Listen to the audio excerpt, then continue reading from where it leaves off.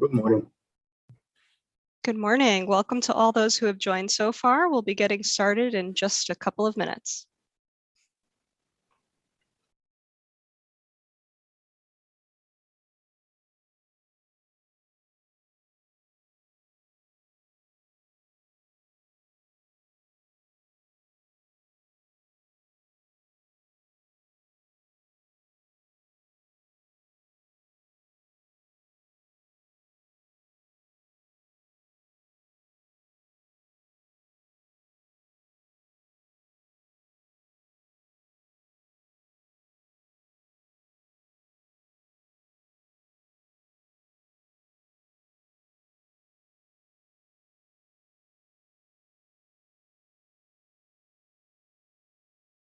Part 5 of the IEF-GARP Global Energy Risk Forum virtual series. I'm Caroline Berman from the GARP events team, and I will assist with any of your technological needs throughout the program.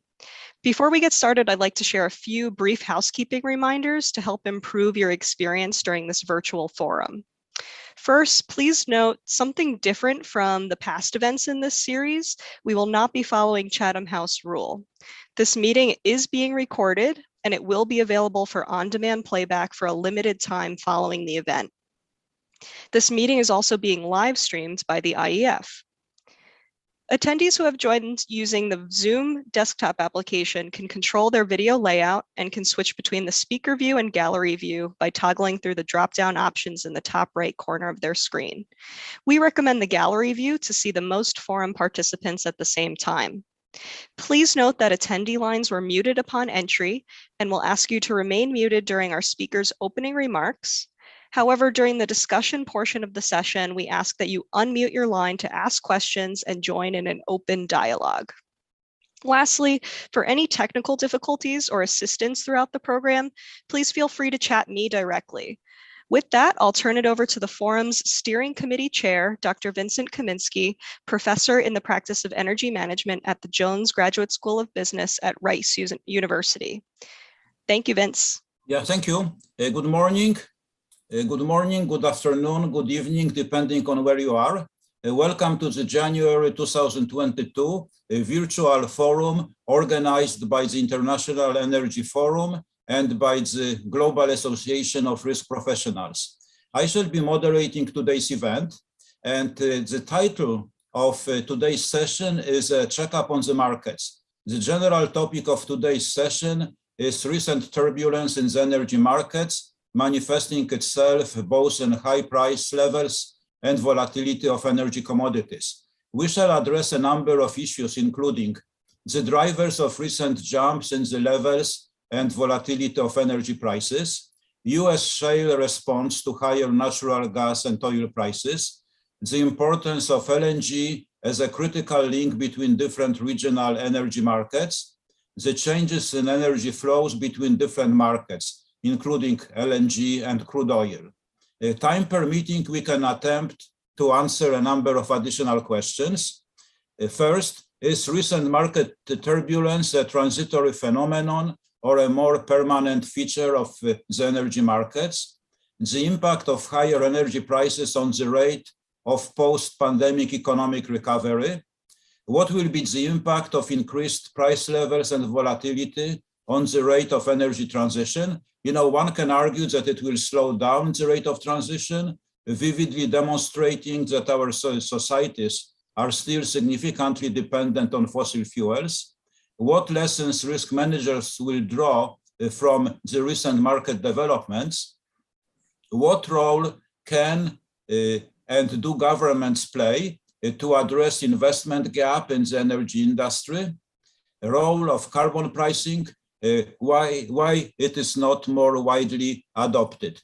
We have a panel of distinguished energy experts to answer these questions, and we can expect a lively and balanced discussion. The members of the panel include Kenneth Medlock, Senior Director at the Center for Energy Studies, Baker Institute for Public Policy in Houston, Dr. Edward Morse, Global Head of Commodity Research at Citi, Dr. Carol Nachli, Founder and Chief Executive Officer, Crystal Energy, Hans van Cleef, a senior energy economist, ABN AMRO Bank. Before we proceed, I want to ask Joseph McMonigle, the IEF Secretary General, and Richard Apostolic, the President and CEO of GARP, to say a few words. Please, Joe, go ahead. Okay, well, thank you very much, and greetings from Riyadh, Saudi Arabia, where we're about to start our weekend. It's 5 o'clock here, so we have a few members of the diplomatic corps here at the Secretariat, but I'm sure we have many more watching online and on the stream. Let me welcome everybody to part 5 of this IEF-GARP virtual series, a checkup on energy markets. I would also like to thank Richard Apostolic, President and CEO of GARP, as the co-organizer of this virtual series and our collaboration together. And also special thanks to you, Vince, for all your help participating and now moderating this panel. It's been a terrific series, and I look forward to a great panel discussion today with Ken, Ed, Carol, and Hans. Before we get started, let me just make a few comments about how we see markets and what I hope the panel might cover today. We find ourselves only a month into the new year, and energy markets are in red alert. Demand continues to recover strongly despite the spread of the Omicron variant. Global oil use is expected to grow between 3 to 4 million barrels a day in 2022, according to major forecasts. Non-OPEC supply is expected to grow by 3 million barrels a day in 2022, and U.S. shale production forecast is forecasted to be steady growth. A confluence of factors, including underinvestment, falling inventories, unplanned production outages, and geopolitical issues, saw oil prices rise rapidly to 7-year highs. Natural gas remains just as dynamic as with demand exceeding supply, particularly in Europe and Asia. In Europe, prices increased by more than 30% in early January, and geopolitical tensions present a real threat to energy security in the region. It'll be interesting to hear the views of the panel on these short-term market trends. The situation is of great concern to the IEF, contributing to price volatility and cascading impacts on affordability of energy and access, which are key priorities for the Secretariat. The IEF has been sounding the alarm on the recent dramatic drop in investment in oil and gas supply and the risks this presents to energy security. It would also be interesting to hear the views of the panel on how the current market situation will impact the energy transition.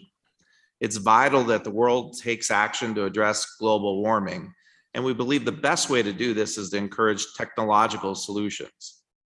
In our view, disinvestment in oil and gas supplies will not lead to a faster or more equitable transition. And I'm particularly concerned that higher prices and volatility will undermine public support for climate change policies and ultimately can be a setback for the goal to address global warming that we all share. The IEF is committed to managing the transition in a way that achieves balance between growing energy demand and progress towards net zero carbon emissions.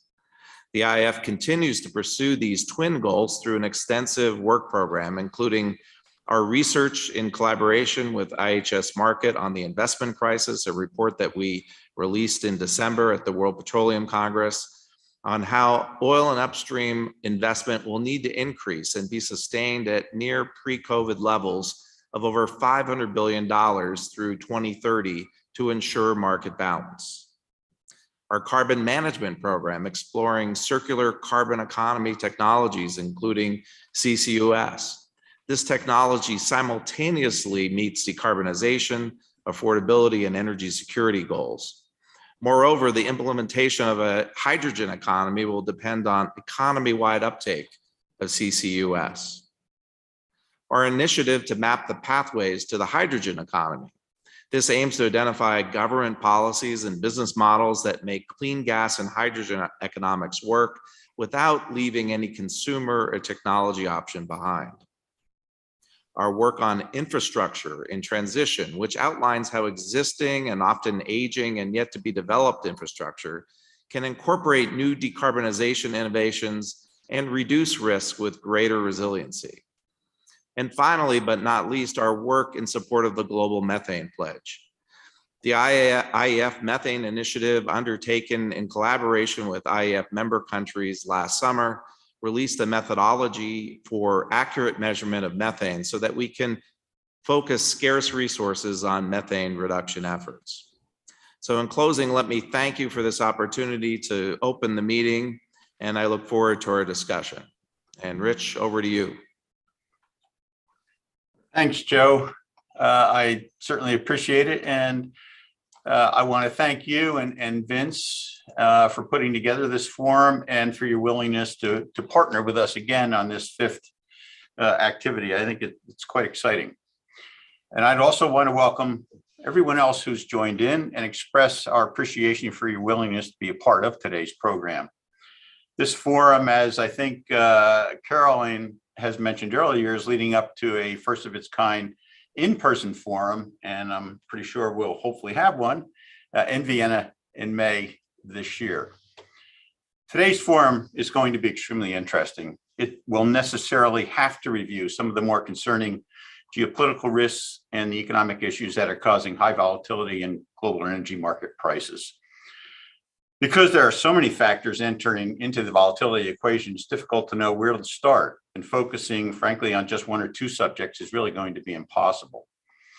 For example, natural gas price increases have caused upward pressure on a number of commodities, including coal, electricity, and oil, which in turn is reducing industrial user margins. The knock-on effect of that has been a reduction in certain industrial activities, which may be leading to higher prices for other commodities, including base metals, where output is being reduced to save natural gas. Then supply bottlenecks in shipping and computer chips have contributed to inflationary pressures, constraining industrial output, and from a consumer perspective, leading to higher energy bills. And I join Joe in referencing the effect COVID has had on the energy markets, where its impact has resulted in a major struggle to find enough fuel to meet growing energy demand, which has bounced back from the COVID-induced downturn much faster than anticipated. The LNG markets is one example where COVID has had an effect by contributing to maintenance delays. And along with underinvestment in upstream production, which has limited capacity utilization at LNG facilities, one end result has been lower prices that reduced output. The consequence is an LNG market that has grown increasingly volatile as competition for limited US LNG exports has increased. Another obvious contributor to the volatility in energy market prices is commodity firms, hedge funds, and other major investors who found themselves exposed to unexpected price rallies. Companies on the wrong side of these price swings were sometimes forced to shift positions pretty quickly to cover losses and have added to the volatility. Coal supply has also diminished because of underinvestment, due in part to climate-related policies around the globe. But more coal is being used for power generation, especially in China, resulting in carbon prices and Europe's emissions trading to rally. So with gas, carbon, and coal prices rising together, along with other contributing factors, higher oil prices have come about. And it also appears that spare capacity is falling across the energy chain, increasingly exposing the market to weather and political disruptions. Essentially, there's really nowhere to find shelter now in the energy chain. At least from my perspective, it appears that the post-COVID world will continue to see increased energy volatility. But a silver lining to all these issues may be increased interest in developing hydrocarbon and renewable energy sources to assist in addressing energy price instability. Now, briefly bringing us closer to today and considering Russia and its move toward Ukraine, Europe faces a very serious gas price and supply crisis. While everyone can agree that addressing environmental stability and social impacts related to energy are admirable goals, neglecting the effects of these goals on the markets and ultimately countries and their citizens can have major consequences. The sharp rebound in demand from the pandemic, coupled with shrinking European gas production and not restoring gas storage facilities after last year's winter, together with high demand from China, have also significantly contributed to material energy market volatility and gas prices quickly increasing. And the possibility of Russia invading Ukraine may materially affect gas prices. As I've noted in my remarks in the last forum, I'm a believer that businesses and governments need to reassess how they relate and work with each other. Geopolitical risks now permeate more than ever all aspects of the global energy supply chain. Given the market's globalization and interconnectedness and the current geopolitical climate, it seems that increased energy price volatility was going to be with us for the foreseeable future. In closing, I'm looking forward to today's speakers' thoughts and ideas around these and other critical issues that are being grappled with by energy firms and other businesses around the globe. And again, I want to thank you for attending, and I look forward to possibly meeting with you in Vienna later this year. Now, Vince, I'll hand the program back to you as we move forward with our speakers. Thank you all for being here. Yeah, thanks a lot, Rich. And let's move on to the opening remarks by the panelists. We will start with Dr. Medlock. I am passing the torch to you, Ken. Great, thanks, Vince, and great opening remarks, Joe and Rich. I think you kind of hit all the bases that the other four of us will be addressing. I'll just kind of, I think, lay out a little bit of structure for a discussion about volatility in my remarks. There's kind of two ways to think about it. You can think about volatility as being transitory. You can think about it as being structural. And I think there's a little bit of a wrestling match going on with understanding what's transitory and what's structural right now. So I think part of what's confounding the discussion is, quite frankly, we're still dealing with a hangover from COVID. It's not even over yet. So you go back to 2020, right? The beginning of 2020, end of 2019.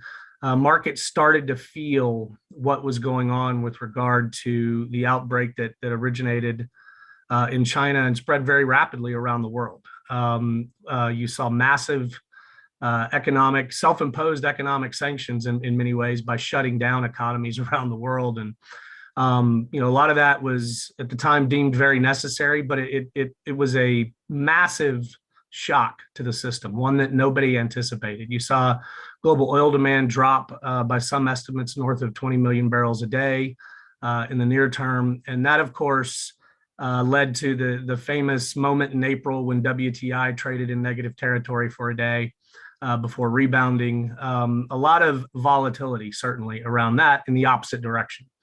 But what was really interesting is the uncertainty that gave the system was, I think, in many ways unprecedented, and people are still trying to figure out how to deal with it. You saw a lot of narrative emerge in the wake of the pandemic really sort of taking hold, that we were going to all of a sudden emerge from this pandemic in a very different light. We'll start using different energy sources. We'll have massive investments in capital all up and down the energy value chain, and won't be doing things quite the same way. This is manifested in various Build Back Better type initiatives. You've got one, of course, across the G7. You've got one, of course, in the US. I mean, there's any number of these things that are out there. And I think that sent a signal that investment in the incumbent fuel sources was no longer as high a priority. And so you saw investment wane. And what's remarkable about that is the pandemic is a short-term issue. When people start to go back to work, when they start to move around, when factories start to operate again, manufacturing comes back online, all of the same capital that was installed goes right back to work. And guess what? That capital uses the same energy it was using in 2019. And so it exerts a dramatic strain on supply chains that are not equipped to deal with that sudden surge in demand. And so I think a lot of what we're dealing with right now is really the hangover effect of that. And so, prices in many ways will ultimately solve the problem. There's the old saying, the best cure for high prices is high prices, because it triggers investment up and down the value chains in the areas of the commodities where prices are high because markets are tight. So I think we will see some element of that. At the same time, there is a strong emphasis, and this is where we kind of move from transitory to structural volatility. There is a strong emphasis on energy transitions around the world. Thinking about ways to move to lower carbon resources, lower carbon energy value chains, et cetera. And that has implications as well. So governments in particular are restricting capital flows through various investment arms that they have oversight for. And that is limiting the pool of capital that's available for investment in the traditional or incumbent resources. So as we move forward, it will be interesting to see how that plays out. There's a saying that I use, if you want the foals to grow, you got to mind the stable, right? And right now, the stable in the global energy system is the 80+% hydrocarbon world. And it doesn't mean you can't continue to push. There's lots of technological options that are out there, and you're seeing the private sector really step up to try to move forward with some of these things. But I see a world going forward that's going to be just intensely competitive in the energy domain, because you're just adding lower cost resources to a mix that is starving for energy. And so I think in the long term, things will settle out. But the transition period is going to be interesting. And it's going to be a structurally driven period of, I think, heightened volatility. It's going to be periodic or episodic, however you want to say it. And of course, that brings me to another point that I think is really critically important. The investments that will occur on the supply side for oil and gas in particular are going to be a little bit more moderated. Vince referred to shale response. You saw as a result of COVID and the downturn that was experienced across the sector, a wave of M&A activity that's led to some significant consolidation in some of the major producing basins. And I think what follows on the heel of that is just a different level of capital discipline. And so returns are going to be emphasized, along with other things like ESG and environmental performance, et cetera, et cetera. But because of that, I don't anticipate shale responding as it did in the wake of the downturn in the oil sector that happened, in the middle of last decade, where you saw a 3.5 to 4 million barrel a day increase in shale production out of the U.S. over a 3 to 4 year period. I think it's going to be much more moderated, much more tempered, and so that means some of the resources that are being explored and developed in the offshore, for example, in South America, or onshore shale opportunities or other places around the world are going to become very important for long-term oil market balance, because oil's not going away by 2030. It's going to be around for a while. This really is just an issue of long-lived capital infrastructure and the need to basically meet the demands associated with growth. And much of the growth that is coming globally is not coming from the OECD or the Western world. It's very Asia-centric. So understanding how we connect supply and demand, supply particularly that's not available in Asian economies with demand that is emerging from those economies, is going to be interesting. And it's going to create new types of discussions around international trade, around foreign capital investment, foreign direct investment in different parts around the world. And it's going to inject a lot of different elements of geopolitical discourse into the conversation. So all of these things are structural, and they'll have episodic implications, but these structural elements are very real and they're not going away. So yes, markets are likely going to set themselves up to be a little bit more volatile for the foreseeable future anyway. But I think it's important that we distinguish between what we're living through right now and what we're setting up for, because right now is very much fueled by the hangover from COVID. The last thing I'll comment on before I pass in the mic is electric power markets, and I feel compelled to do so because I'm sitting here in Texas, and not quite a year ago, we lived through Winter Storm Uri and the debacle that gained a global recognition. Right. It was an interesting period. It's a great example of how interconnected all energy sources are.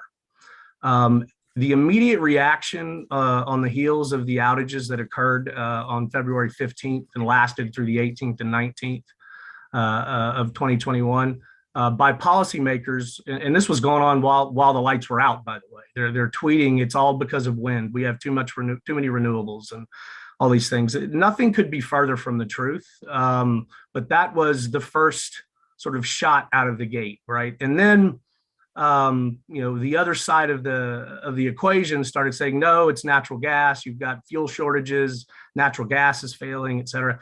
In truth, everything failed. And that's something that I think needs to be fully recognized, because Natural gas for the last 20 years as wind has grown in the state of Texas. And it's a great kind of microcosm or experiment because ERCOT is an island in terms of electric power. So, but natural gas has largely been the fuel that is flexed when wind went up or when it went down. So they have played a very complementary role to one another.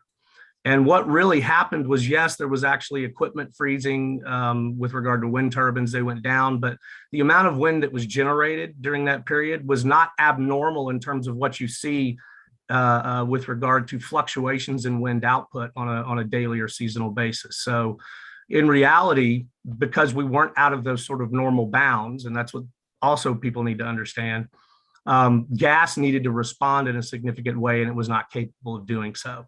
A lot of that had to do with bureaucratic failures and lack of communication. So that's another area that can contribute significant volatility when you have a failure in bureaucracy, and that's largely what happened here. Lack of designation of certain pieces of infrastructure is critical, lack of preparation, these sorts of things. So policy has a real critical role here to ensure that different types of energy sources can act in a complementary way. If it fails in that fashion, then quite frankly, we're going to experience lots more of these types of periods. So again, I just wanted to throw that out because, you know, the one thing that most people feel and remember the longest is not gasoline prices going up. It's when the power goes out for 4 days. So we've got to keep that in mind when we talk about energy market volatility. So Vince, I'm going to pass it back to you, and I look forward to the discussion. Yeah. Thanks a lot, Ken. Let's move on to the next panelist, Dr. Morse, Global Head of Commodity Research at Citi. Yeah, please go ahead, Ed. Thanks very much, Vince, and thanks, Ken, along with Joe and Rich for having set the stage. It is absolutely the case that we are living through volatility that is both transitory in some respects and structural and more permanent in other respects. And I think it's critical to dive into these. And when we look at the comments that have already been made, I'd say they are filled with controversy. And we have to understand that controversy. One of the elements of that controversy, by the way, I'd like to put on the table to start. It is true that roughly half the amount of capital is being spent on finding and developing oil and gas now, even with a 20 or 30% increase this year versus last year, than was the case in 2014. But it's also the case that the cost structure of the industry has changed. And yes, I admit that the cost of capital has gone up. But to be honest, average finding and development costs around the world were in the $30 a barrel range in 2013, and they're in the $13 a barrel range today on average. And the supply curve has flattened out tremendously. And I'm concerned that not enough thought has gone into the efficiency of capital, which has been dramatically increased over this last decade of time. And I think we need to look at that seriously in order to really come to grips with the nature of the problems at hand. But first, I'm going to focus on some of the issues that we're meant to focus on, starting with volatility. Broadly, volatility in commodity markets is extremely high. Some of that heightened volatility is specific to conditions of this winter, and some of it is structural and relates to the energy transition, as we will get into later in our discussion today. The energy transition is not just a bumpy road, but the energy transition is, to look at what Ken said a few minutes ago, is as dramatic and critical as what happened in the pandemic and the drop in demand around the world and the outcomes of that. It is revolutionary. It is revolutionary, and a revolutionary situation is not a bumpy road. It's significantly more than a bumpy road, with incredible dislocations that are already unfolding and that will only get greater.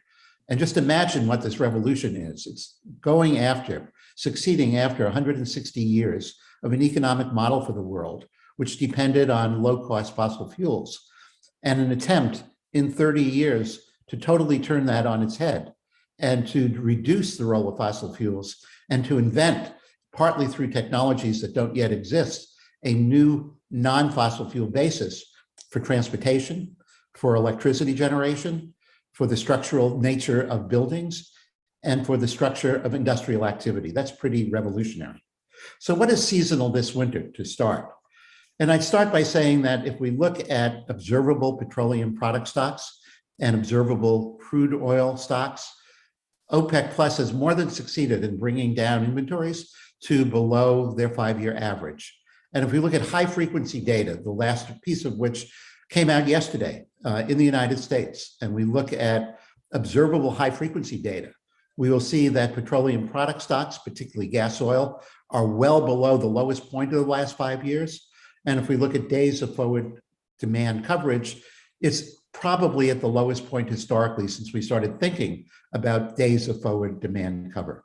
And that means when you're in a winter, which has been colder than normal in the fourth quarter for the Northern Hemisphere, and you have an increase in gas oil demand, and then you have this odd thing that's happened. And as Ken said, what happens in one sector is totally integrated to a lot of other sectors. So we have skyrocketing electricity prices around the world in what I call the first crisis of the energy transition.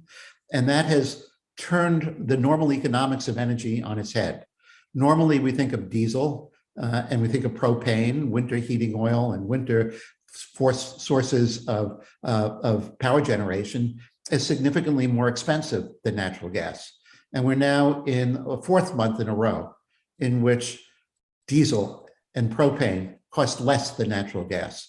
So we've had an increase in demand that's seasonal, and we've had an increase in demand that's structural at a time when we've had supply disruptions in places like Libya, Ecuador, Kazakhstan, some of it in the United States with our monthly production down a bit because of weather shut-ins. So there is something at hand that is transitory. We think it'll go away. We think it's winter dominated, but it's because stocks have been driven down to a much lower level. And the puzzle is whether we can find a way to rebuild inventories and do that at a time when we can move to a lower level of prices. We think that this volatility is a function of looking for refiners looking for crude oil when they don't have the crude oil inventories, buyers looking for gas oil when the inventories are low and are very valuable, and that's driving prices up. We believe actually that 2022 will see inventory builds across quarters. And we also believe that whether you look at, even with their wildly different estimates of oil demand, the projections of the OPEC Secretariat, the projections of the IEA, and the projections of the EIA, hidden within them, one way or another, is an inventory build that starts in the second quarter and lasts through the rest of the year. And it's for that reason that we don't think that prices are going to go and stay above 100 in the third quarter. If they do go above 100, it'll be now. And it'll be now because we have, in addition to what I said structurally and economically, we have a political crisis over Ukraine, which has led to risk premia being embedded in an array of commodities, but particularly an array of commodities in which Russian supply is critical. And those include aluminum and zinc and palladium, oil and natural gas, and coal, among others. And the intriguing part of it is that part of the crisis in the energy transition is, as Ken alluded to, something that's resulted in energy-intensive industry being too expensive to run. So we've had shutdowns of aluminum smelting in China and in Europe, which has reduced aluminum supply this year versus a year ago by 20%. We've had zinc reductions of the same order of magnitude. We think that'll all sort itself out as supply chains rebuild themselves over 2022. So we've had that volatility emerging, not just in oil and natural gas as we bump into things that are impacted by weather. And it's really intriguing to note that between Ukraine tensions and weather, we can explain most of the spikes up in volatility and the spikes up and down in prices. But there's no doubt that there's a geopolitical risk premium in the market. It is a good $5 or more when it comes to a barrel of oil. Still, oil prices would be high at 85 rather than $90 Brent. But we have volatility measures that indicate that the bidding up of options has become a critical issue partly because of the volatility feeding into the volatility measures. The volatility measures, by the way, do not show a massive increase in investor flows into commodities, with one exception, and that it's an intriguing one. If we look at investor flows into Brent, the average length of managed money in Brent is lower than the average that it's been. So the last 3 months has seen lower than average interest in going long in Brent. But the WTI has been a little bit different. Spreads widened between WTI and Brent, and the investor community did think that they were going to narrow. And the average length in WTI is, in the past week, 12.5 to 1 versus a historical average of 5 to 1. Finally, I'd like to note, and I know that others are going to be speaking to this, that this is structural as well, and it has a lot to do with the energy transition. And it has to do with what Ken was talking about, the lack of resilience, the lack of reliability, the lack of redundancy in the power generating market, and the desire of governments around the world to move off of fossil fuels, starting with thermal coal, now including natural gas, and moving to renewables that are intermittent. And Europe has been hit hard by that intermittency, given that Europe, like the United States, like parts of China, suffered from drought in last summer, which had the highest temperatures ever on the planet. And Europe's had 2 episodes of a lack of wind for around 4 to 6 weeks in September and through much of the month of December. And there's nothing to rely on when the intermittency is not there and when we do not have battery power available to meet not just 4 hours, we have that for 4 or 8 hours, but we don't for 24 hours or for the 3 days or 4 days that Ken talked about when the energy crisis hit Texas and Oklahoma to some degree last February, and when natural gas prices in Oklahoma went up to $1,000 per million BTUs. So we've got to deal with, on a policy level, the interruptibility of where the world is going to with limited battery storage. And what's happened this winter is clearly not going to go away. I wish there were time to comment on the other issues, but I'm sure we'll engage in them in the discussion. So back to you, Vince, and thank you. Okay, thanks a lot, Ed. And let's move on to the next panelist, Dr. Carol Nachli. Please, Carol, go ahead. Thank you, Vince, and thank you very much for having me with you today. It's the first time I speak at one of the GARP events, and this one is special because of collaboration with the IEF. I was thinking that I heard a lot from Ken and Ed, and I could easily build on those because they set up the scene quite nice and look at different issues.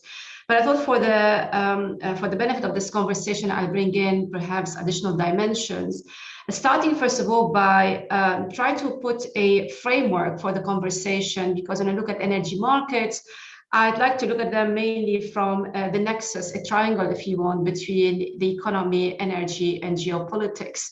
And that is valid in the short term and in the longer term, especially when we talk about the energy transition, and I'm going to touch on that later on.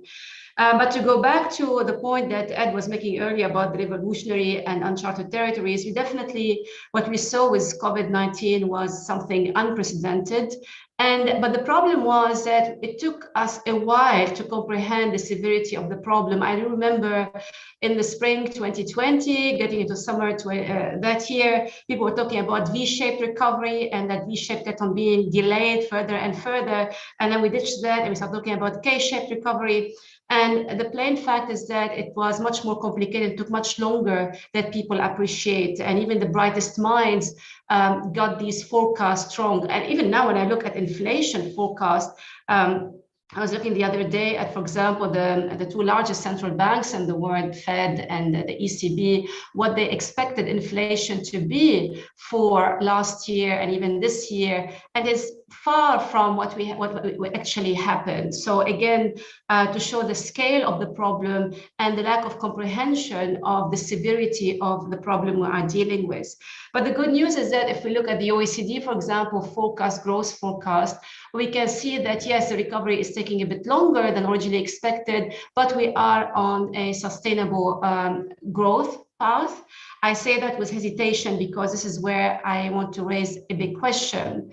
What guarantees that, okay, it's not just about we would go back to pre-COVID levels of GDP, but whether that pattern of growth that we had before COVID hit is going to be maintained, because you can still see these linear models making the same mistake of linearity from pre-COVID and then replicating it today, albeit at a lower level, but still growing sustainably. And I don't see that really necessarily happening. And if we look at the previous crises, for example, 2008, 2009, we definitely, they definitely put the economy globally, and in some countries, major economies, on a slower path of economic growth. And there is no, I mean, I don't see why not. This will not, it's not going to be to happen again today. And actually yesterday, when the IMF published its growth forecast, you can see how they are again downgrading their predictions for most of the economies, including the largest economies. And so this situation, this kind of big question mark about the outlook for the growth in global economy definitely has spillovers on energy markets, systematic flows and impacts on energy markets. But I would like, first of all, to look at the two major fuels that are keeping everybody busy, gas, natural gas, and oil. Now, having spent most of the winter in Europe of 2020 and 2021, you definitely have the sense of a crisis ongoing. I cannot say we have the same with oil prices. Of course, oil prices, it was impressive to see how fast it took prices to recover to pre-crisis level, and I think it was the fastest period historically. But with gas prices, so while we had this kind of increase in oil prices, if you take similar period as gas, actually oil prices may have increased by 30–40%. Over the same period, gas prices, spot prices in Europe increased by almost 600%. So this is where I would call, when we talk about an energy crisis in Europe when it comes to gas, I don't see a crisis in oil markets, despite what the media seems to be hooked up onto today. And I find that a bit strange to talk about today when prices, Brent prices above $90 a barrel. But let me tell you why I'm saying that. First of all, for gas, to close the discussion, what the point I want to make, that we had a combination of economic, technical, geopolitical factors. Add to that the weather, add to that, a fact that has been like something that a structural that has been ongoing for years, that is the globalization of gas markets through LNG. And this process is going to continue, but we're not there yet at the point where we talk about really truly global gas markets. So all these together contributed to what we saw in Europe. But is it necessarily something that we have to revisit and reverse?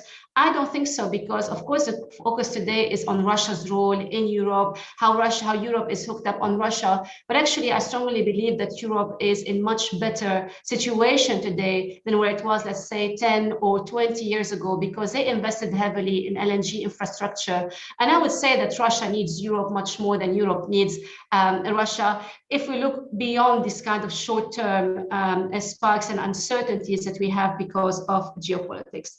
Turning on to oil, again, I was looking at the various price forecasts, which I usually shy away from because we rarely get it right. And there seems to be, so for long, people were focusing solely on inventories, but here we have to recognize the big handicap here, that all our discussions on what we know out there is OECD commercial inventories, but we don't know much about what is happening in the non-OECD countries. But there was one aspect that was missing from the discussion last year, but suddenly today it is more popular, that is OPEC spare capacity. And there are more and more people warning of the spare capacity eroding and going down to 4%. Well, just like inventories, as Ed said earlier, that we're expecting to see a build-up in inventories this year, while it is true for OPEC spare capacity is declining, has been declining. But if you look at at least expectations for this year and even for 2023, that spare capacity is going to stabilize. But there's another point I want to bring in terms of discussion of spare capacity, and this is something to think about in terms of the outlook for oil prices. And it links it to the point I was making earlier about the economy. If you look back at, let's say, the early years of the century, particularly, for example, 2004, 2005, OPEC spare capacity was less than or around 1% of global production. So even today, 4% does not look that bad. And back then, so we had a period of sustainably growing prices, but there was a very important factor. So it wasn't just OPEC's spare capacity reaching very low levels, but we had genuine economic strong growth from the developing emerging economies. You may recall discussions about the BRIC countries. And back then, I do remember that people were talking about peak oil supply. I find it difficult to see that happening today, and that's why I'm not terribly worried about OPEC spare capacity going down to 4%. So there is much more to that than simply saying that prices tick the $90 boxes, or they may head to 3-digit. How long? Of course, they can spike with the geopolitical tensions that we have today, but how long they can stay, then how sustainable they are going to be. And in fact, I was looking at the various forecasts from different investment banks, the main ones, and I could see between the lowest forecast and expectations for this year and the highest one, there is more than 31% divergence. And in my view, that is quite significant, and it reflects the kind of uncertainty that we are facing today, even though we have access almost to similar data out there. But that is for the short term. For the longer term view, I tend to be more worried. We heard earlier how fossil fuel, our energy system remains dominant by fossil fuels, not only the primary energy mix. Actually, I like to look at the electricity mix, because this is where we have every single fuel competes with the other. And very few people realize that between 1985 and 2020, so what, 35 years? So we have managed to reduce the share of fossil fuels in power generation from 64% to 61%. So that is a mere 3% reduction in 35 years. Yes, renewable energy has expanded, but it came primarily at the expense of nuclear energy. And of course, coal lost a little bit of share, but nothing really in a way that makes us talk about an acceleration of the energy transition, as long as the technology that we have for renewable energy, for energy storage, is still at the levels that we are seeing today for development. But that said, this is why if you look at where most of the attention is going in terms of filing for international patents, you can see that it's not solar or wind, it's primarily energy storage and battery storage. So that, we can have a breakthrough, but under current conditions, I don't see that really changing our outlook for the energy transition in terms of accelerating despite the ambitious targets. But I would like to conclude on one last point that, again, it has started, to be fair, it has started to capture attention, but for a while it was forgotten. The implications of the energy transition on energy security. Today, energy security is back in fashion, but mind you, it was forgotten, and the focus has been long on climate security, at least over the last few years. But it's not just geopolitics in the sense that we know it today. There were some interesting reports published by the World Bank, including one in 2017, where the World Bank looked at, and they were looking then at a scenario of reducing global temperature or limiting growth of temperature to 2 degrees C. So today we're talking about 1.5 degrees C. But even back then, to reach those targets, that target of 2 degrees C, then you would see the demand for metals and minerals increasing exponentially. So lithium, almost 1,000%. And you can just think about the repercussions that would have on prices for these minerals and metals, and the implications on the energy transition and who's going to pay for it. But there is also the other aspect of geopolitics here, is that if you look, for long, I bet my career on working on governance and markets for oil and gas and government policy for oil and gas.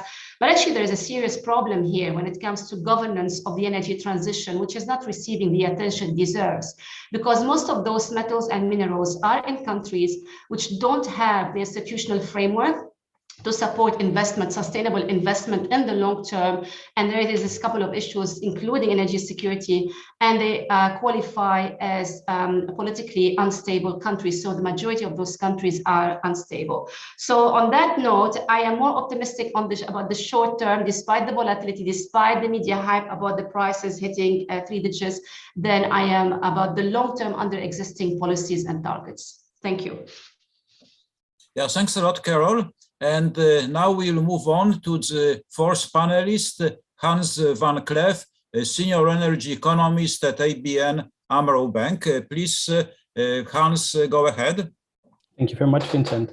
And also a big thank you for Joe and Richard for the opening remarks, and obviously for the previous three speakers for basically touching upon all the things happening in the energy market, which leaves it quite a challenge for me to bring something new into this discussion.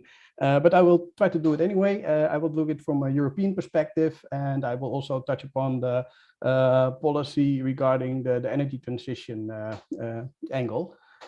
Yes, indeed, as mentioned, we've seen negative oil prices in 2020. We have seen records in natural gas prices, not only here in Europe. I'm based in Netherlands, near Amsterdam, so that's my perspective. Not only we see records on natural gas here in TTF, but also in the UK, NBP, and also in Asia, the Japan, Korea LNG prices. But that also links into records for power prices and EU ETS prices, so the carbon allowances. And often, indeed, you hear that the current high energy prices are linked to the energy transition. And in my view, that is not, that's only a part of the story. A large share of these price gains are linked to fear of shortages, in fact, and that's also what was mentioned before a little bit. If we look into the power markets, the power markets are basically driven by several factors, of course. First one is already mentioned quite a lot. It's Dtf cash prices here.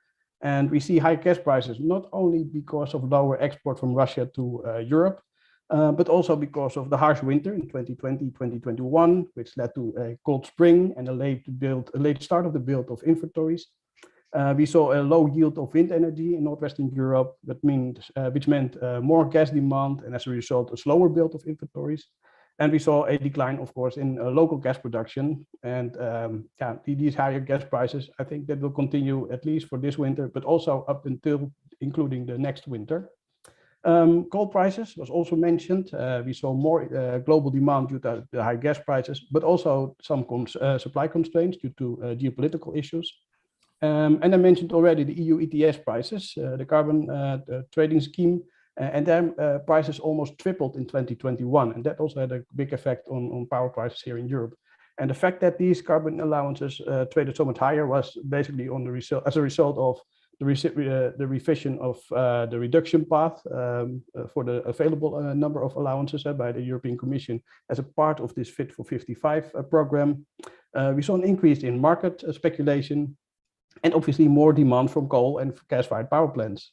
So this combination of higher coal prices, higher gas prices, EU ETS, and the below average yield of wind led to higher power prices here in Europe. And I think it's also good to note that despite the completely different electricity mixes throughout Europe, power prices always move in tandem with each other.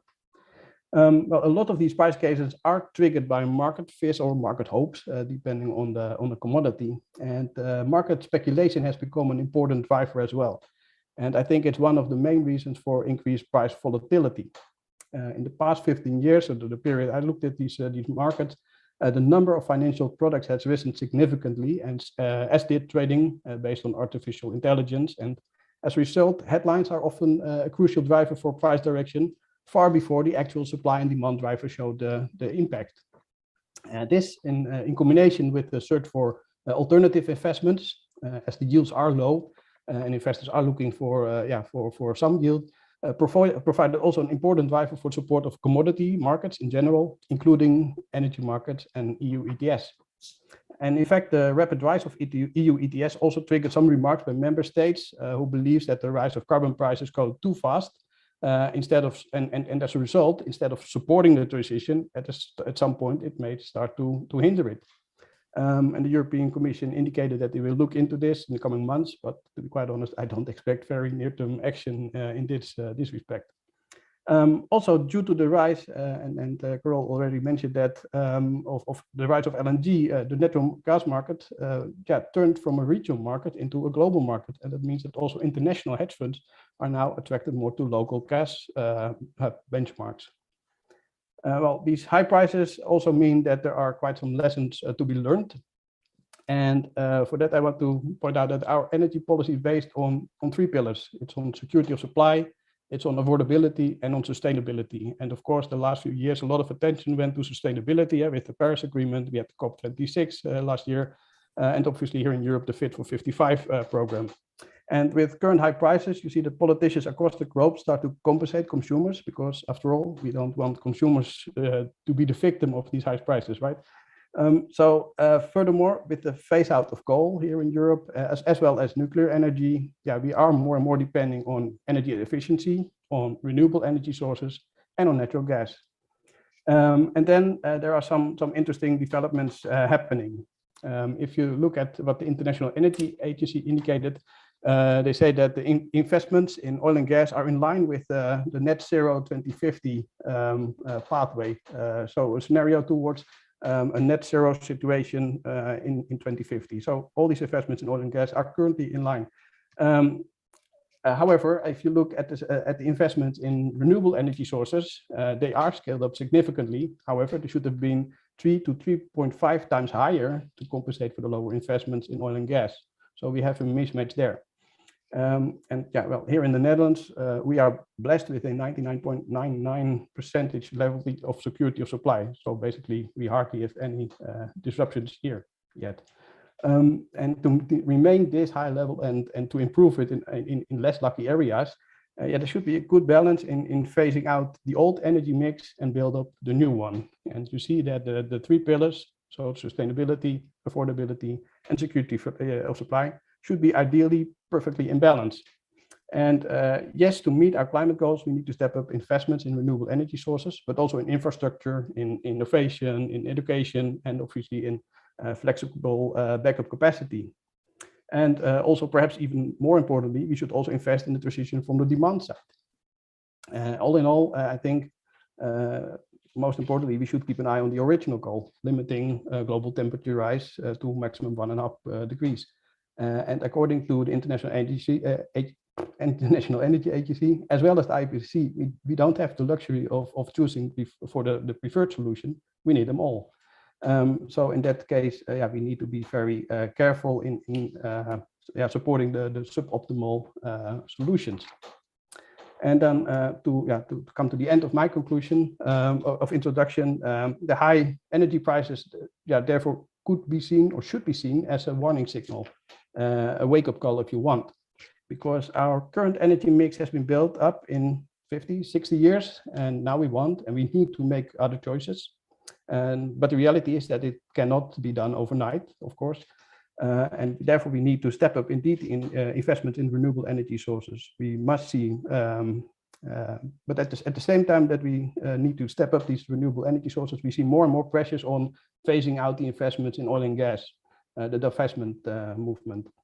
And if this is not in balance, we will see actual shortages in a short period of time, at some point in time. So it's not fair anymore, but it will be reality. And I started by indicating that today's prices are mainly driven by one-off events and market fear for shortages, triggering market speculations. But what if these fear for shortages become reality? What would that do to energy prices and to security of supply? So therefore, I want to indicate again, we need to focus on these three pillars. A balanced and widely supported energy transition would not only speed up the transition, but also keeps the economy running and would avoid energy prices going through the roof. Thank you very much. Back to you, Vincent. Yeah. Thanks a lot, Hans. And now we open the floor for the general discussion. So please unmute your microphones if you wish to talk, and please go ahead. Excuse me, this is Paul Sullivan, if I might intervene. Yeah, please go ahead, Paul. Something that Ed said is striking, and I've been thinking a lot about this, talking with people I'm advising and also teaching. We had a run-up of fossil fuels for 160 years. We're going to turn this around in 30 years. How can we mitigate the volatility and risk from that big rock in the pond?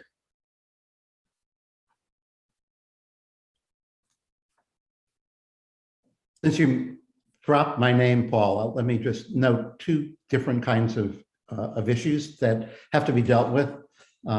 As we've seen this winter, what we're going through with the energy transition is divisive within countries and divisive across countries. And coordinating the policy responses of 160 or 70 or 180 countries is not easy. One of the things that clearly has to be done, and this came up in spades at COP26, is finding ways to divert capital flows into emerging market countries, which not only perceive themselves to be unfairly treated by not having taken full advantage of cheap fossil fuels, but believe that there is an obligation on the part of others to help them out. And figuring that out is not really simple, but there are mechanisms at work. One of them we also proposed at the time of COP26 was the creation of a, not at the World Bank, but a special new bank that would be designed to provide long-term financing at subsidized rates to assist in the process. Not only do we think that would be useful in the process, but it also should trigger more private sector spending along with the comfort of international institutional spending. And a particular element of it, which is highly controversial, really has to do with the role of natural gas in the energy transition. And we know methane emissions are a particularly important part of that. But one of the aspects of it is, and it's seen in the politics between Russia and the European Union. Today, Russia's saying, you want to contract for more gas, we'll provide it. If you want to tell us that we're your enemy and you want to move away from gas without contracting for it, we're not going to provide it for you. But there are ways to use an international banking mechanism to make sure that emerging market countries turn to natural gas rather than to coal for their power generation requirements as part of this transition. And there's certainly ample enough natural gas available globally to assist that. Controversial subject, but a partial answer to the issues that you raised. Great. I can see that Mark Finley raised his hand. Mark, please go ahead. Followed by Youssef Al-Shamari. Thank you, Vince, and thanks to all the panelists for a great conversation. I'm going to try to sneak two in if you don't mind. My first is triggered by something Ed said, but I'd be interested in all the panelists' views. That is, Ed, you mentioned that there's this strong consensus that the market is going to become oversupplied, and I know many people expect prices to fall as well. My question is, why would the OPEC Plus group continue to increase production every month if it pushes the market into oversupply and pushes prices significantly lower? My second question is just a very tactical one for Hans, since it's in your backyard. If push comes to shove, can the big Dutch gas field Groningen, I hope I pronounced that somewhere close to correctly, come back online and help with Europe's gas situation, in a crisis? Thanks again. Okay, so let's answer Mark's questions, in the order in which we made the introductory comments. So we'll start with Ken, followed by Ed, Carol, and Hans.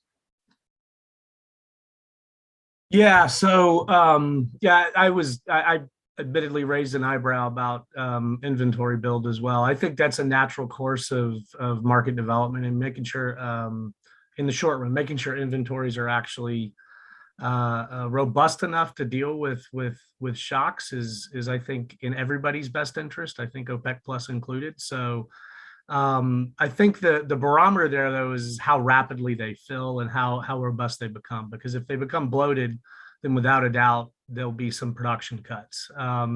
But to me, the biggest issue on the other side of that is demand. It's not really about supply, because I think we've got a pretty clear picture of what supply is going to look like for the next 6 to 9 months. So I think the big uncertainty looming out there is really on the demand side of the equation, and I don't really see anything that leads to an abatement of demand. I actually think demand is going to be pretty robust this year. I think Joe in his opening remarks mentioned a 3 to 4 million barrel a day increase that's projected. And I know, especially when you're coming out of a period like we're living through right now, these things are all over the map, and they should be, just because of the tremendous amount of uncertainty that exists. But I go back to something I said in my very opening remarks is we have not turned over the vehicle stocks globally. We have not changed out, oil burning equipment in manufacturing. I mean, all that stuff is still there. So, and in fact, if anything, we've added the propensity for demand to increase as economic growth begins to progress. So, I don't really see any breaks yet on demand. We've had this conversation over and over again since I was a kid, actually. I mean, if you go back, to the 1980s, and actually in the mid 1970s, oil demand has grown on average every year. This is an average of almost 1.2 million barrels a day. So you look back and you see there've been a couple of dips, right? The early 80s, and then of course 2020 it dipped. But you wonder what's going to break that trend. Now, the base keeps growing, so the growth rate is falling, but that doesn't say anything about the absolute quantity that we're seeing added to the global oil markets. I think that's a really important thing to kind of reconcile in this whole conversation, is what's going to happen to demand over the next 6 to 9 months versus the long term. That's a transitory versus structural type of discussion. I'd love to hear Ed's comments on that, by the way. I guess I'm next anyway, so I'll try to be brief. Yes, you mentioned, as did Joe, that the expectations of demand growth in 2022 versus 21 range from 3 million barrels a day to 4.2 million a day, OPEC Secretariat being at the high end and some others being at the low end. That 1.2 million barrels a day is not an insignificant number. I'd say that the way we look at demand growth is that after every downturn in demand, with every recession, there has been an uptick in demand following that. Part of that uptick is apparent demand. Apparent demand goes down a lot faster than real demand, and it goes up a lot faster than real demand. Part of that is the inventory replenishment, which would be part of the demand growth this year. We think that relationship, which, whether you look at the Great Financial Crisis or go back to 1998, actually, we've looked at every single recession since World War II, and it's got a dip in either the rate of growth of demand or it goes negative, and it's followed by a very robust demand growth. When Adam Szymanski and I started looking at this subject a very long time ago, for every 1% increase in GDP globally, there was a 1% or more, actually, in Europe and Japan, more than a 1.1% increase in oil demand. And over time, there is actually a linear decline relationship if you do it on a 3-year moving average basis, so that by the time we got to pre-pandemic on a 3-year moving average basis into 2019, it was around 0.5 to 1. And then we see accelerating trends. We think it's going to stabilize at 0.4 to 1 once the pandemic recovery is over. We think there is an acceleration on that. If we look at 2015 to 19 demand growth globally, there was essentially none in gas, oil, or gasoline. Almost all of the demand growth was in LPG and in jet fuel. And we've not gotten back to where we were in either of them. But the long story short is that we expect the rate of growth of demand to decline significantly by 2023, 24, and get back to that linear path, if not lower than that. And meanwhile, I think actually the risks in 2022 are to the downside, not to the upside when it comes to demand. There are several things at work. China's slowdown is one of them. There are no signs of it being lifted up significantly. The US Fed going after inflation with at least 4 rate hikes is going to be a slowdown in US growth. That slowdown in both China and the US has ripple effects around the world. The IMF 2 days ago came out with a warning on this, saying that the expectations of growth were wildly overestimated in their opinion. So I think if that's the case, then and if we're right, or if the 4 agencies are right in they're looking at supply growth from non-OPEC as well as OPEC, it's going to be a sloppier market by the time we get to the end of the year. And specifically on the question of what does OPEC Plus do, controversial, OPEC Plus before last summer were announcing that they were the central banker of the oil market, putting in liquidity when needed, taking it out when needed. Then because of internal disputes on a variety of things, it became easy to just pick a number, 400,000 barrels a day. Whoever could do what they could do on their benchmark could do it. We're having them increase by 250,000 barrels a day. I don't think that's going to stop anytime soon. If they all for 12 months add 250,000 barrels a day to the market, that's 3 million barrels a day without considering any non-OPEC production growth. So yeah, they might well have a dilemma again. Do they fight it? They fight the battle against non-OPEC, or do they say we're in the energy transition? Some of us are trying to diversify our economies, monetizing our reserves, and we don't know exactly where they will go on it. Hard to predict. Okay, and Carol, please. Yeah, to go back to Mark's question about why would OPEC plus continue to increase production by 400,000 barrels a day every month. First of all, I mean, as far as I understand it, the deal is not cast in stone. So the 400,000 barrels a day is not something religiously stuck to, and they might well revise it depending on the change in conditions.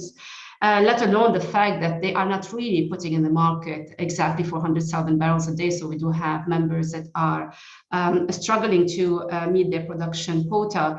And also, you may recall that in July last year, after the spat between Saudi Arabia and the UAE, there was an agreement that they would revisit the deal sometimes this year. So I don't see this kind of, now because there is a kind of consensus that the market is tighter, so they might well stick to their plan. But I think if they see, for example, we talked about the demand, I mean, economic growth, or central banks taking drastic actions that would impact negatively the economic recovery, including with the Fed's announcement yesterday in the US, then of course they might revisit. And then there is the other unknown on the supply. So we don't know everything on the supply, including the Iranian nuclear deal. So will Iran come back to the market fully? So that's another unknown that they would consider. But at the moment, I don't see them changing course. But they might well revisit later on, depending on changes in demand outlook, but also in supply outlook. Okay, thanks a lot. And Hans, please go ahead. Yes, thank you. Yes, a similar story here, a bit combination of what Ed and Carol said, that we don't think that the market will be oversupplied. In fact, the demand is probably not going as fast as we anticipated before. So that's why we also, as ABN AMRO, foresee a slight decline in oil prices for this year. But although we did in our latest energy monitor increase some risk in the tail end of our forward horizon because of this lack of investments and the risk of shortages. So that's what we wanted to point out there. And then referring to the question on the Groningen gas field here in the Netherlands, independently on what will happen in the situation on Russian export, I think that increasing the production there is highly unlikely. We just had an announcement several weeks ago from the government that the decline in these production levels is going not as fast as anticipated because of some COVID-related production of a nitrogen factory, and the Germans are still using a little bit more than agreed upon, and that already triggered so much social unrest and strikes and so on. So I think that it is very unlikely. The only reason why the production here in the Netherlands would be increased is if the gas delivery to households will fall under threat. And if that's the case, then we will produce more. But in any other case, I think it's extremely unlikely. Okay, thanks a lot, Hans. And Youssef, please go ahead, followed by Adam Szymiński. Thank you. Well, thanks for the speakers for the amazing outlooks presented. Just would like to, I do some research related to oil markets for our consultancy markets, and I also do some research at Imperial College in London. And one of the things that I'm not sure about and I would like to hear from the experts is that for what is the new demand elasticity, because now we're seeing prices exceeding $90.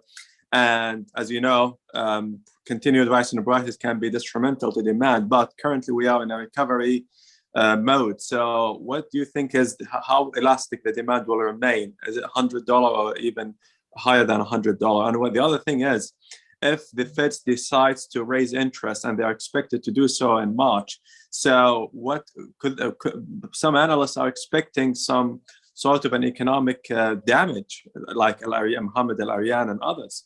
So could that have any? What would that mean to oil markets? These are the things that trying to better understand. So if you help me analyze these things, I'll be very grateful. Okay, it's a great question. Let's go to Adam. And if you have any insights into the future trends of price elasticity of demand for gasoline, diesel, heating oil, please go ahead and make a comment. Adam, please go ahead.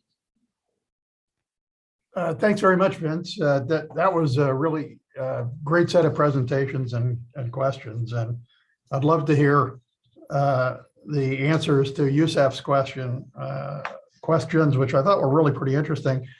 Price elasticity of demand as prices rise. I mean, we should see some impact lowering demand there, and I think that's right that interest rate hikes should lead to a little bit of a slowdown in GDP. And as Ed was saying, there is a relationship between GDP and demand, and that would lower demand too. So maybe we need to be careful about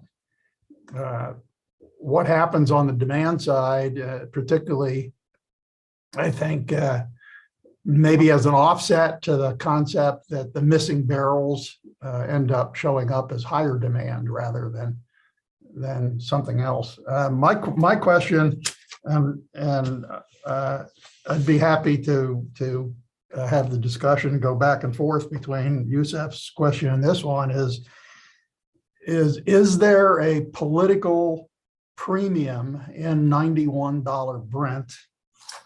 And if there is a political premium, is there any way that you can quantify that? Is it $5 a barrel or $10 a barrel or something more or something less? Thank you. Okay.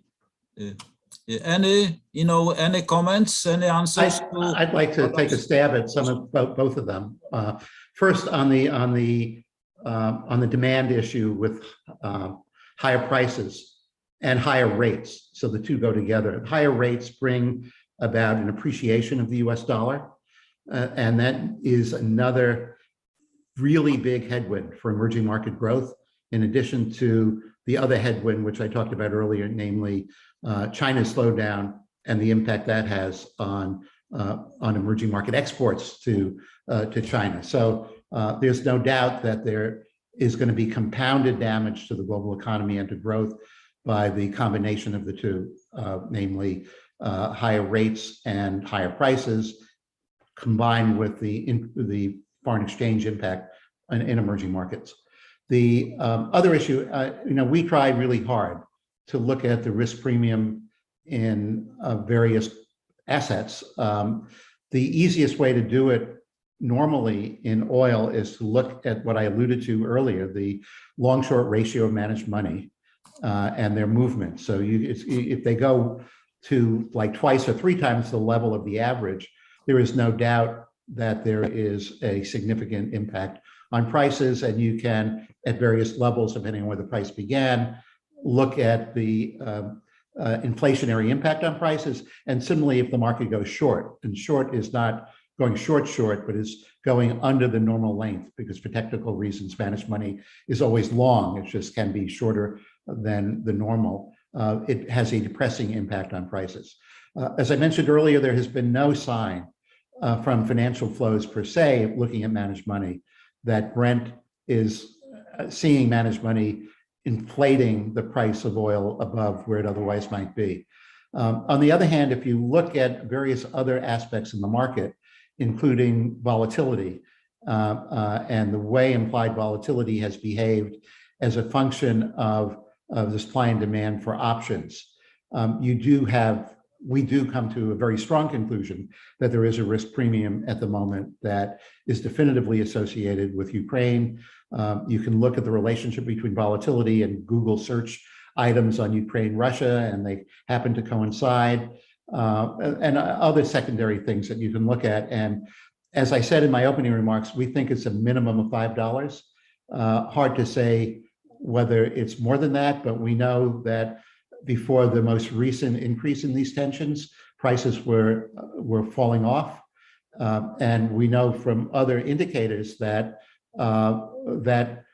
high frequency indicators of where demand is and where supply is, that this should be a softer market than the market was when prices were $5 lower. So I can believe that it's between 5 and 10, but there's no real scientific way that I'm aware of actually measuring it.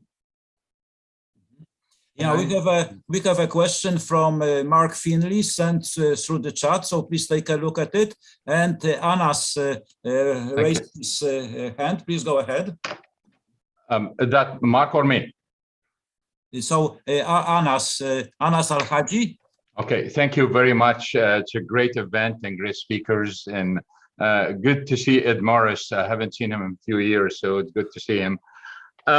I just want to comment or answer Adam's question, and then I have a few comments regarding 2021 and the events in it. Usually in modeling, basically one way, and this is the shortcut, is to go over a period of 50 years, list dummy variables for the various political events, and then you can measure the size of the premium on prices in this case. So there is a tool basically to do that. And the comment by Ed about the premium being $5, my research show over the years that the highest was $7. So in a sense, we agree on that range.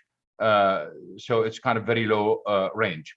Regarding, we heard about the structural changes in the market in 2021, and I would like to build on that. We've seen 3 structural changes that affect modeling and forecasts.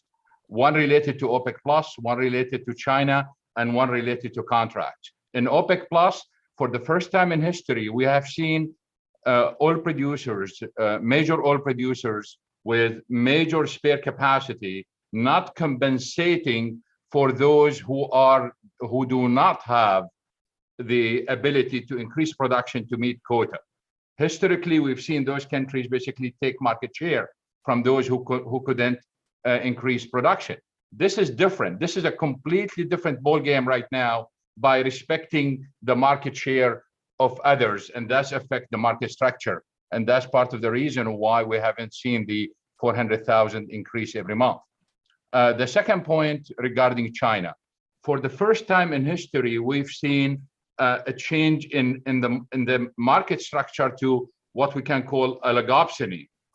Where China is playing as a buyer, is playing a major role by affecting the market through the use of SPR and through the use of quota. So that's another major change that will affect forecast and the way we model the oil market.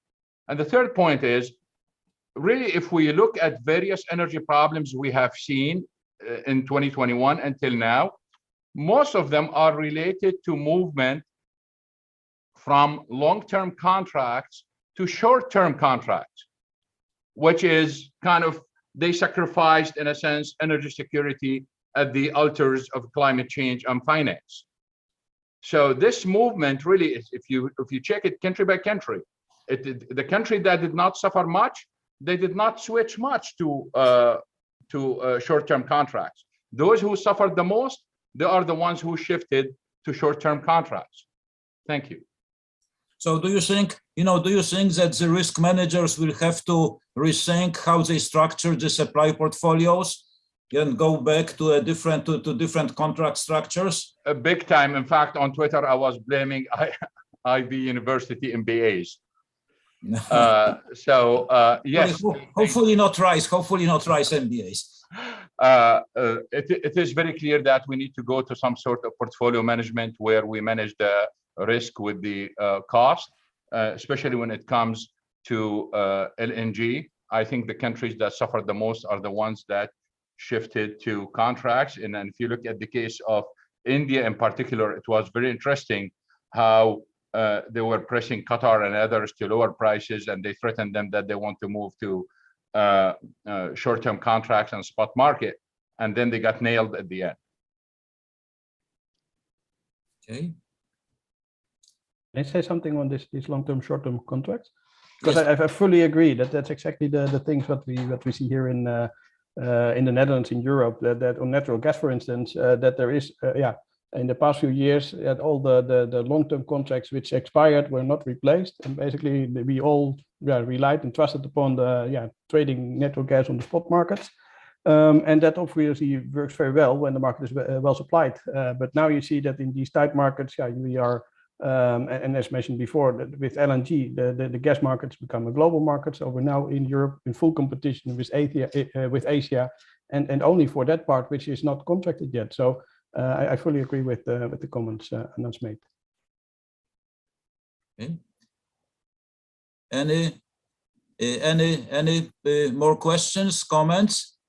If not, let me take 2 minutes and try to address Yusuf's question about price elasticity of demand. So without, going through extensive statistical analysis, my intuition is that the changes in the retail price elasticity of demand will vary from market to market and will depend on the extent of consumers' flexibility with respect to the usage of different energy commodities.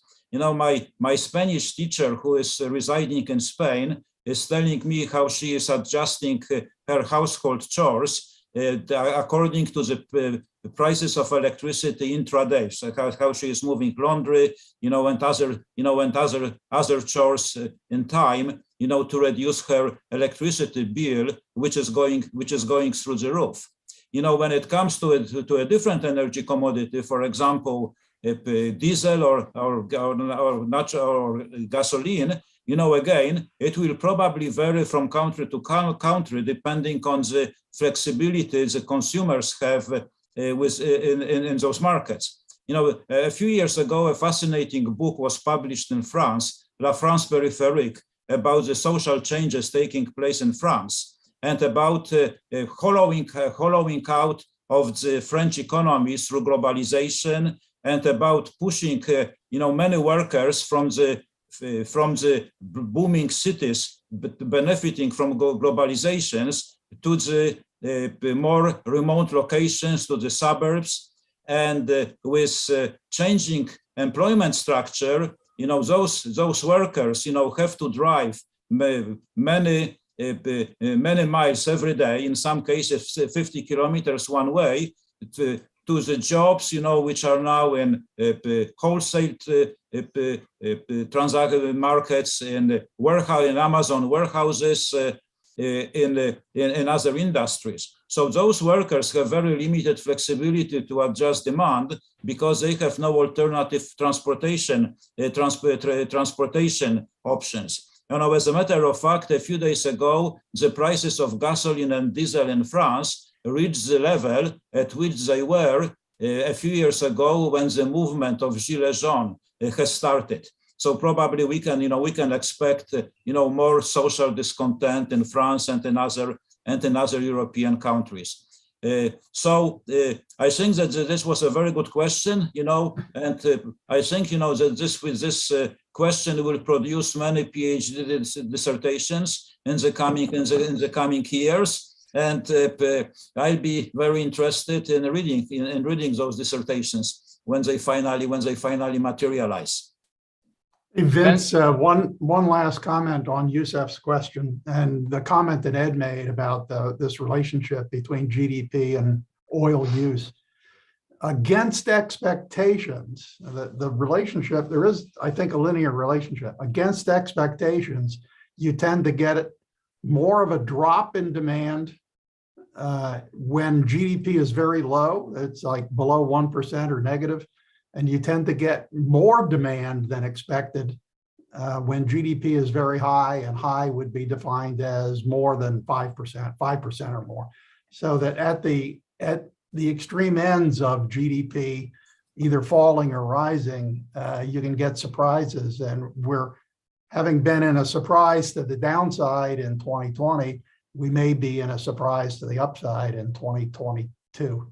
Thank you. It's highly asymmetric.